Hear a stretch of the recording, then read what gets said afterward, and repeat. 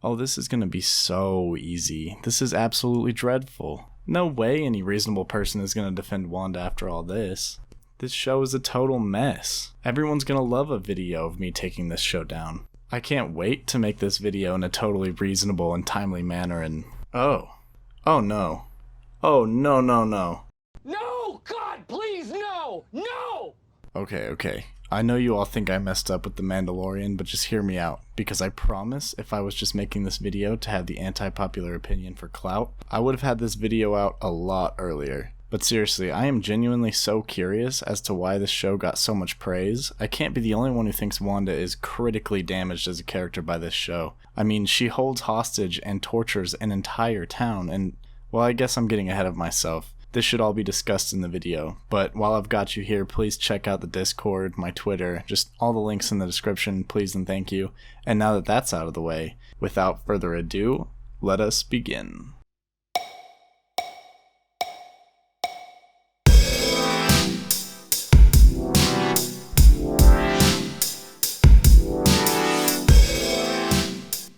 I'm going to be honest, this show had me hooked. From the very start, the first 3 episodes were honestly very solid, but the way they get recontextualized by what we learn later on really puts a fucking damper on things. The best way I can describe it is it felt like I was watching an expedited version of Lost. We get these awesome Lost level teasers and hints about the mystery that's going on, a mystery that had me very invested. But of course, with these Lost level setups, we get Lost level payoffs. Payoffs that not only serve to make the story far less interesting, but retroactively make what we've already seen worse. The only thing that makes this show better than Lost is at the very least we don't have to wade through 6 seasons of bullshit just to be disappointed by the payoffs. I'll qualify this more in a bit, but luckily it seems most people understand that the whole sword side of the show was at least weakly written. But honestly, this whole part of the show makes so little sense to me, it's baffling that this is how Marvel decided to kick off Phase 4. Since we're on the topic of disappointing twists, why don't we take a moment to talk about the Pietro Twist, or Fake Out, or whatever you want to call it. I've never been much of an X-Men fan, I've never read the comics, and the movies were always 50-50 for me. However, I can fully empathize with how much this must have pissed fans off.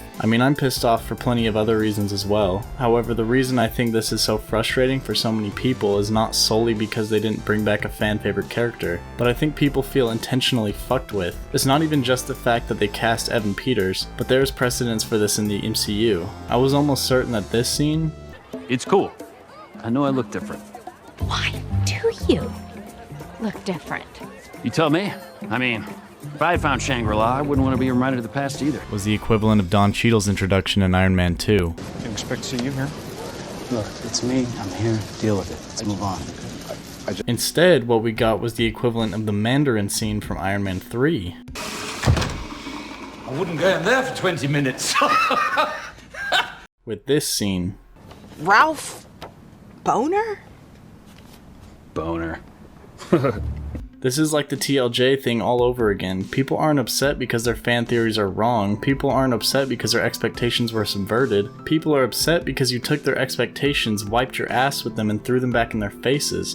And for what? So you could feel satisfied as a writer by turning things around on them? Well, when I read this interview from the director Matt Shakman, things became a little bit more clear. Didn't you guys learn from Iron Man 3 with the fake Mandarin? And my first takeaway was, that was my favorite part of Iron Man 3. When Ben Kingsley came out of the bathroom saying, "Don't go in there," I was like, this is amazing. Trevor, the fake Mandarin was fantastic. Playing with expectations, turning things around is always enjoyable, and what I would say to the Marvel fan who's a little disappointed that the X-Men didn't show up, or the multiverse didn't show up, clearly right there, is that they're coming. Jesus Christ, well that makes sense. Maybe Marvel needs a rule that whenever they hire someone, they ask them what their favorite part of Iron Man 3 is, and if they say anything related to the Mandarin, you can just end the interview there. This show is just a gigantic waste of potential. We could have had a well-established and conflicting villain in Wanda, but no, she's still a hero. We could have had a morally ambiguous director of S.W.O.R.D. who will do whatever it takes to advance the defense of Earth, but no, he's just strictly evil, willing to kill kids for no reason other than he wants to. And let me be clear, Director Hayward was in no way strictly evil before he decided to murder some children for no fucking reason. Don't get me wrong, he's kind of an idiot, but his job is to lead research on sentient weaponry in order to help defend the Earth, and he has in his possession the most sophisticated limited piece of sentient weaponry ever created. I think there's a discussion to be had about whether or not going against Vision's will is wrong in this context, but what I'm saying is that wanting to bring Vision back online is in no way a strict moral wrong. I mean, this is practically the whole concept of the Avengers. Humanity is outmatched in the universe and they need every advantage they can get. There was an idea called the Avengers Initiative. See if they could work together when we needed them to fight the battles that we never could.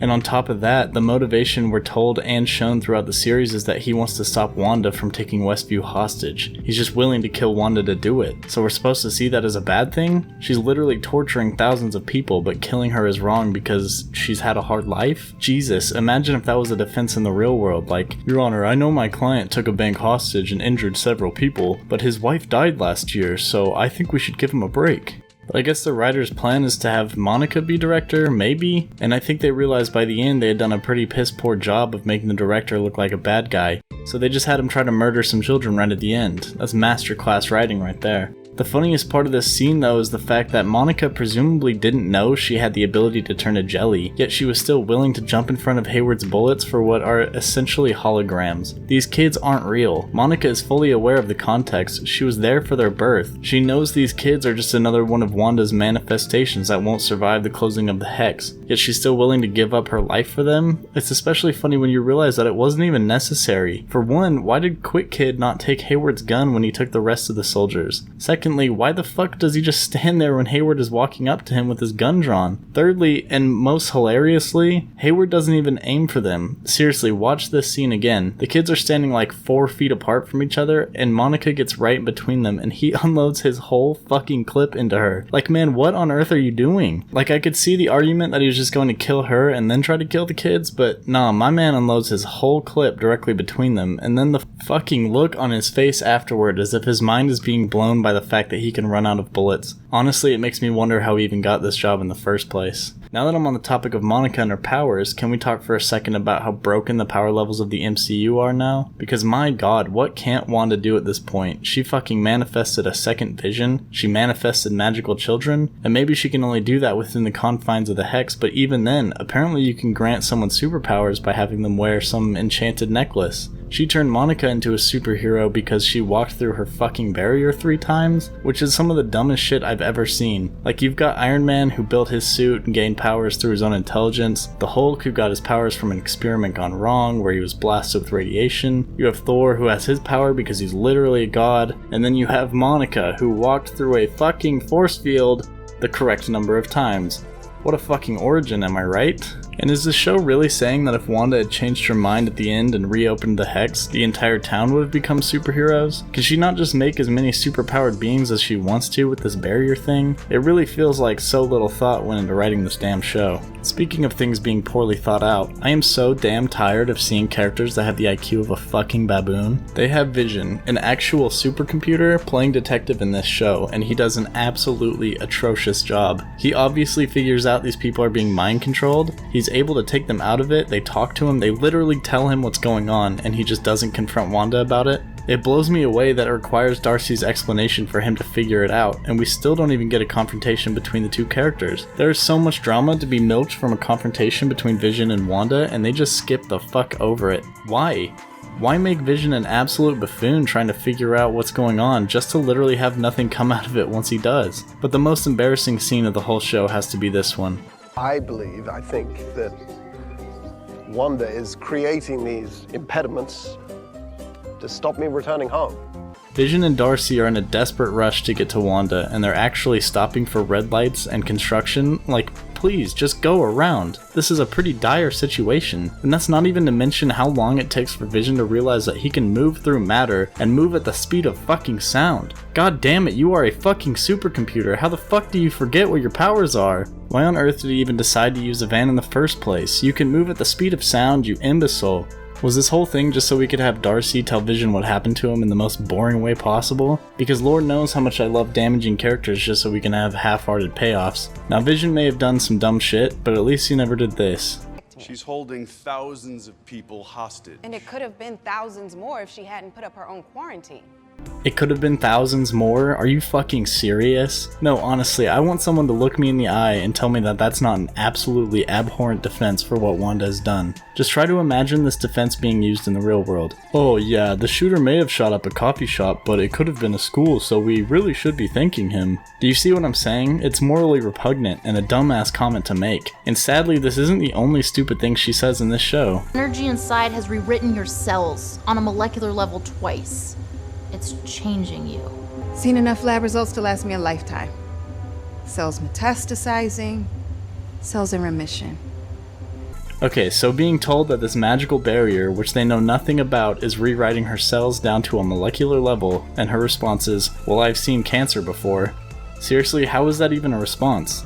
This shit could literally turn you into goo. You guys understand nothing about this barrier, but you're willing to go through it again when it's rewriting your cells? And your excuse is that cancer exists? Jesus Christ. The worst part too is that not only is she not punished for this extremely reckless action, she is in fact rewarded with superpowers. I am sick and tired of watching brain-dead characters get rewarded for their brain-dead decisions. This shit just keeps piling up too. You remember this? Can I borrow this? Whoa, whoa, whoa, whoa, whoa. Honest to God, who in their right mind thinks this is a good idea? You literally have the test results on that computer there. Do you really think it's a good idea to steal the gun of an FBI agent and fire it on an active military base while you're trying to stay inconspicuous? How does this not raise any eyebrows?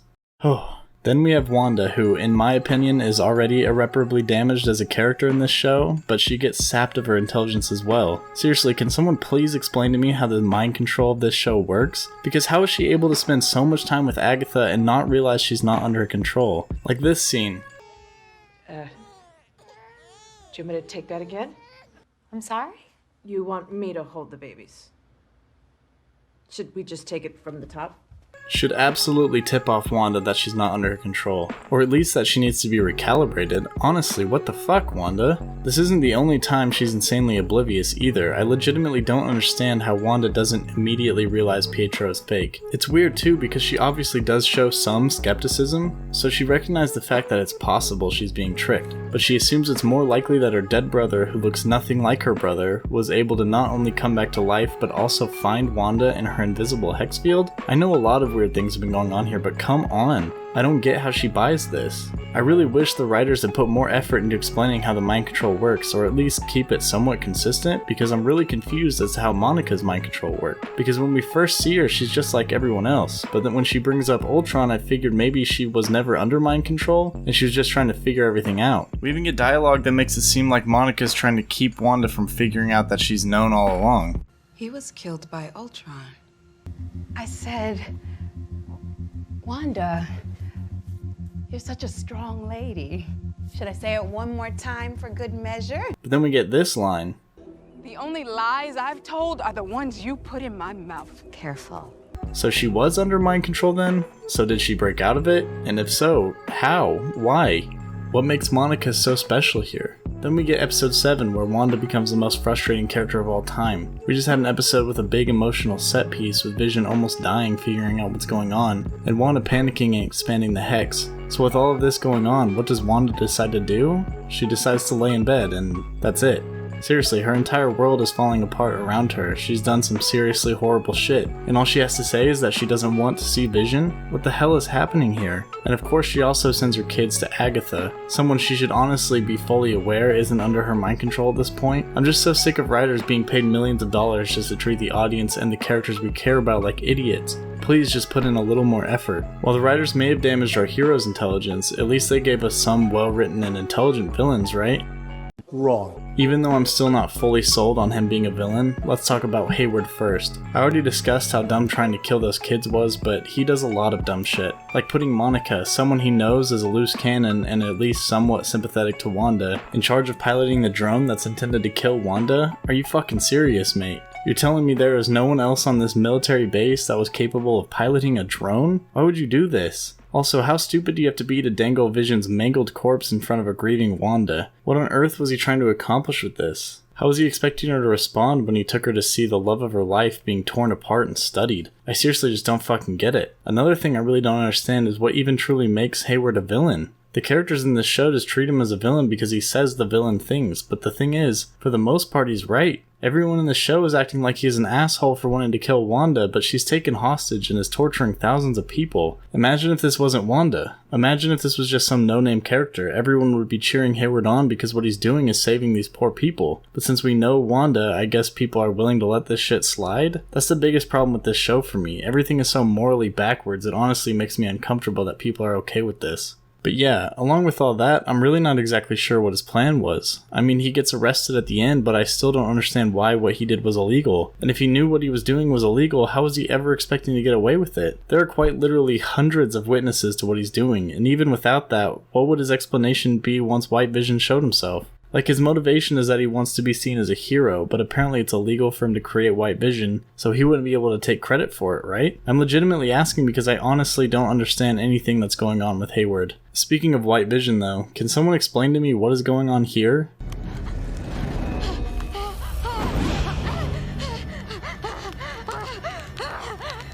Because I have no idea what amount of control Hayward has over White Vision, but he would know at this point that once Wanda dies, all of this ends. So why did he not tell White Vision to just kill Wanda at all costs? Also, what is with those cracking noises? They really make it seem like he's shattering her skull or something, but instead he decides to just fight fake Vision one-on-one. I also love that the writers were able to delay Vision just long enough to get out of having a conversation with Wanda. Vision just has to instantly forgive her because building character and giving us actual emotional payoffs is too hard, so let's just have a fight instead. Alright, no, scratch that. So as I was piecing this together, I noticed something pretty interesting. So, Vision is gone for the entirety of episode 8. And last we saw him, he was leaving the van he was in with Darcy. So this means that it took him an entire episode to fly from where he was in the van with Darcy to the fight with White Vision. That's fucking incredible. Okay, now back to the video. Because you know what we haven't seen in the MCU before? That's right, a generic boss battle between characters with essentially mirrored powers, which is made even better in this show because we get double the amount of mirror matchups. I just think how interesting would it have been to have a fight between Wanda and Evil Vision and what is essentially Evil Wanda? I don't know, it just seems like it would be a lot more refreshing than just having what we've essentially had since the very first entry into the MCU. However, that does bring us to the final character that I wanted to talk about. I killed Sparky too. Agatha really should qualify for being one of the most uninteresting, confusing, and lazily written villains of all time. Because this so-called twist makes so little sense, it actually blows my mind. The writers tell us that it was Agatha all along, but what was Agatha? Because when I first saw this, I assumed that meant Agatha had been mind-controlling Wanda, or at least was influencing her in some way, but no. All of this is still just Wanda's doing. So what the fuck was Agatha doing? Seriously, this montage makes so little sense that I can't even put it into words, so I'll just let the long man himself do it. What the fuck are you doing? They keep showing shots of him doing something, but it's not doing it. What the fuck are you doing? Seriously, does anyone understand what exactly Agatha's been doing this whole time? Because I honestly have no idea. I really wish I had a better way to articulate this, but this just makes so little sense that I barely even know what to say. What was she trying to accomplish by just hanging out inside the Hex for weeks? What was she trying to accomplish by tipping off Vision? What was she trying to accomplish by bringing in fake Pietro? What was she trying to accomplish by nearly tipping off Wanda that she was in on it? If anyone here thinks they can answer any of these questions, feel free to let me know, because I am at a fucking loss here. This writing just comes off as so amateurish. We have two villains with extremely vague motivations and absolutely brain-dead plans. We have heroes that are completely sapped of all their brain cells and are forced to defend our morally bankrupt main character. It's so disappointing too. This show really had an insanely strong start. The first 3 episodes were so unique and interesting, with intriguing setup for the mystery surrounding Wanda. And then every episode after episode 3 just flushes all that further and further down the drain. Another big disappointment for me was the dropping of the sitcom homages, because the homages were one of the big things that made the show so unique and refreshing, and they had completely nailed it for probably the first 5 episodes, and then it became so half-assed and eventually just dropped with so many questions left unanswered. We never find out why Wanda was broadcasting her show, and we're eventually just told that she stopped the broadcast. Okay.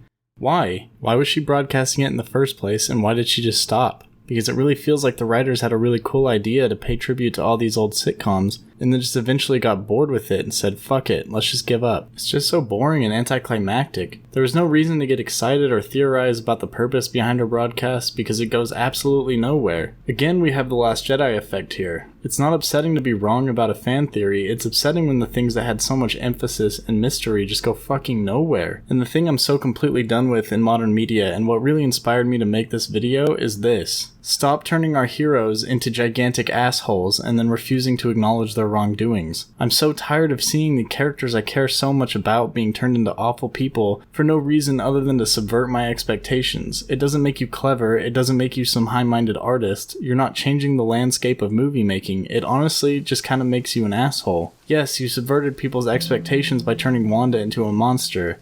Good job. But you also damaged her and Vision as characters to do so I hope it was worth it, I guess. But the worst part of all of it is they could have done this. It makes perfect sense that Wanda would be emotionally unstable after everything she's been through, and her level of power makes her outburst far more damaging than a normal person. I get it, but there's really only two ways this works. You either need to fully commit and make her a villain, or give us some kind of sign that this shit weighs on her conscience. Show us that she actually feels guilty for what she did. Any kind of acknowledgement that what she did was wrong, because the real problems arise when you let her off scot-free, with one of the most insulting lines I've ever heard. They'll never know what you sacrificed for them. It wouldn't change how they see me. Because holy shit, what a way to just drain any emotional weight the scene may have had. To not only realize that she feels no guilt whatsoever for what she's done, but to also realize she thinks she deserves these people's pity. Genuinely, from the bottom of my heart, go fuck yourself, Wanda.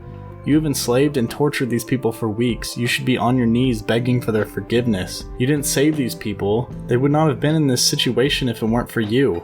You're not the only person in the world that's lost people close to them. Why don't you go ask the people of this town if they've lost family members or significant others? Why don't you ask them if they've experienced loss or grief? Because they all have. You don't deserve their pity, you deserve their justice. And it's just icing on this shit cake that you get to fly the fuck away. You get to escape justice and retreat to some cabin where you can become even more powerful. Just so next time you have an emotional breakdown, you can harm even more innocent lives. Seriously, fuck you.